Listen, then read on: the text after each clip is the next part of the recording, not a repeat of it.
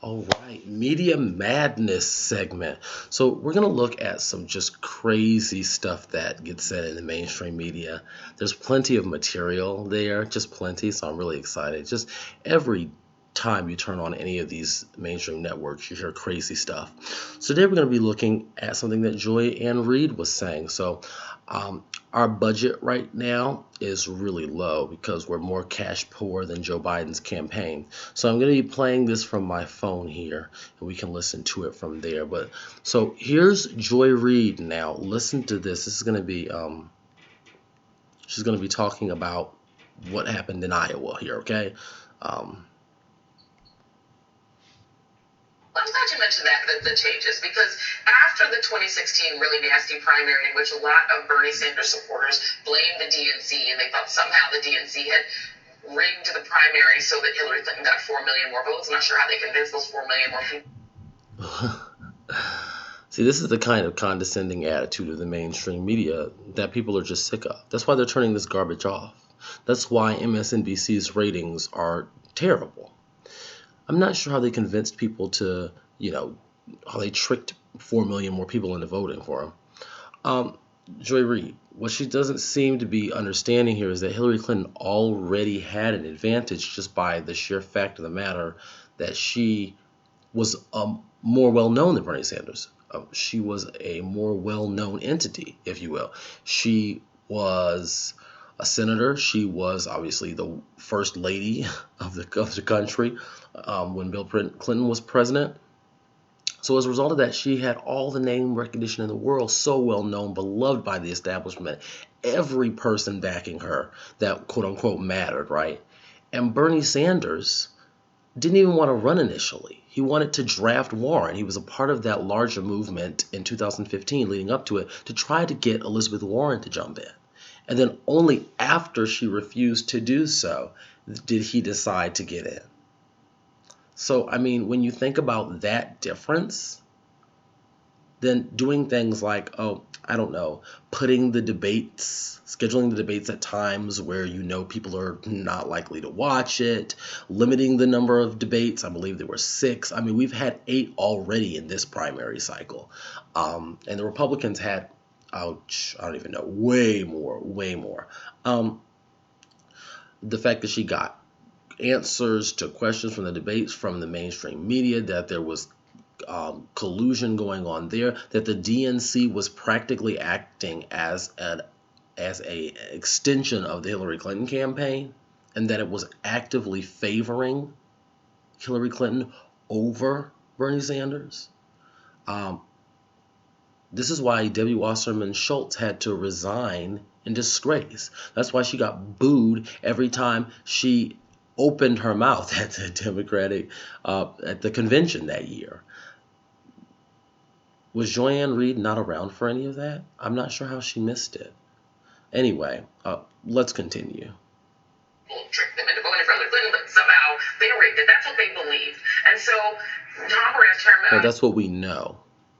That's what we know. That's what the WikiLeaks revelations revealed. So there's facts that you don't get to escape, Joy-Ann Reid. Perez formed this unity coalition commission that was comprised of a lot of Bernie Sanders supporters, some of whom a lot of Democrats had a problem, did not vote for Hillary Clinton and voted for Jill Stein, but they were still got to be on the commission. He went around the country, did this sort of national tour. People voted for Jill Stein. People voted for who they wanted to vote for. People voted for the candidate that resonated with them. People voted for people that they felt actually cared to represent the people and had their best interest at heart. People voted for her over the Wall Street loving Hillary Clinton, over the warhawk Hillary Clinton. I mean, I just don't understand it. I don't understand it. And yet they still got to be on this commission. Ridiculous, right? They should have just kicked them off. They should have done that, and so that they could ostracize all of the Bernie supporters so that they never supported the Democratic Party again, so that we could have even more Republican rule and Republicans could have a supermajority in both houses plus Donald Trump in the presidency. That's what she wants. She doesn't realize that that's what she wants, but that's what she's advocating for there. Rules that were made, that were set up, that created the caucus as it was this week, were created out of that. So Sanders' team had a heavy influence over it. Taking away superdelegates for a lot of African Americans, that meant black elected officials. Superdelegates are not magical beings. A lot of them are black elected officials, Latino elected officials, people of color. It's the only power. Yeah, and also white elected officials. I mean, it's just ridiculous. So the stupid is coming at too fast of a rate to really process it all. And I don't have a lot of time because I do need to get to work, but let's just say this. She's sitting there saying that, oh, well, I mean, basically what she's implying here is all these rule changes were, the things that we saw in Iowa, all those rule changes, that was because of Bernie Sanders. Yeah, what Bernie Sanders and his team asked for was for transparency, not incompetence. To sit here and blame Bernie Sanders supporters and Bernie Sanders and his team in 2016 for arguing for a more transparent process, to blame the just absolute dumpster fire that was the Iowa circus on Bernie Sanders' campaign because they asked for transparency is absolutely ridiculous. Think about what they were asking for. They were saying, look, we don't want you just going out there and saying, oh, look, here's the delegates that we get out of here. Oh, look, here's the SDEs or the standard delegate equivalents. Here's how many delegates people got. We want you to give us every step of the process. We want to know how many people were at these caucus sites. We want to know who people voted for on their first alignment, who they voted for when the realignment happened or the second alignment, and then we want to know what the standard delegate equivalent is, and then tell us what that translates to in terms of the delegates that each candidate gets to take to the national convention. And Joy-Ann Reid and other people are like seriously arguing, not unironically, are just like, oh, well, that messed up the process. I'm like, I don't understand how that's even remotely possible. The way that a caucus is run is that all the people come together and then they are like, okay, they get to talk, they get to do whatever. But what they do is they split them up into groups. They say, if you're Bernie Sanders, you go stand over there in that corner. If you're Biden, you go stand over there in that corner. If that sounds dysfunctional, that's because it kind of is. But whatever, that's how it works. Once they've spread everybody out, then they tabulate, they count and figure out what percentage of support each candidate was able to garner in that first alignment. If your candidate didn't get 15%, then you're considered not viable. When you're not viable, then that means when the second alignment happens, I think there's a period of time where they get to kind of talk and people can try to convince people, but then after eventually you have to go to another candidate. Or you can leave, you can be uncommitted. There are other options, but you go to another candidate and then they count again to figure out what the second alignment numbers are, and then they do whatever crazy convoluted math that they do to try to screw over whoever the progressive candidate is, and then once they finish screwing the person over, they get the standard delegate equivalents, and they give more from the Pete Buttigieg because, weird rounding or something, and then they go to the delegate number. I mean,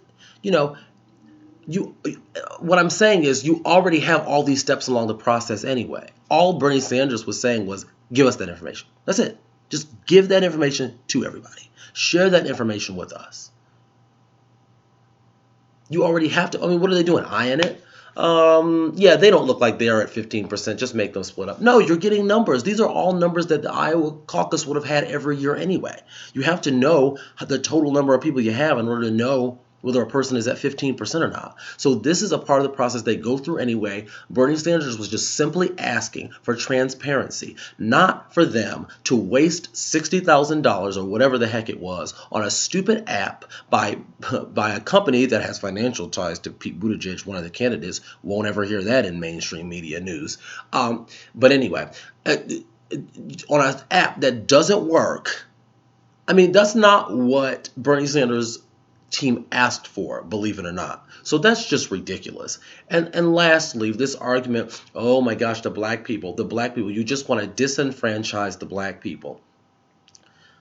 You know, it is really sad to watch in corporate media, especially as a black person, to see how my people are used as a prop for the establishment, as a political prop.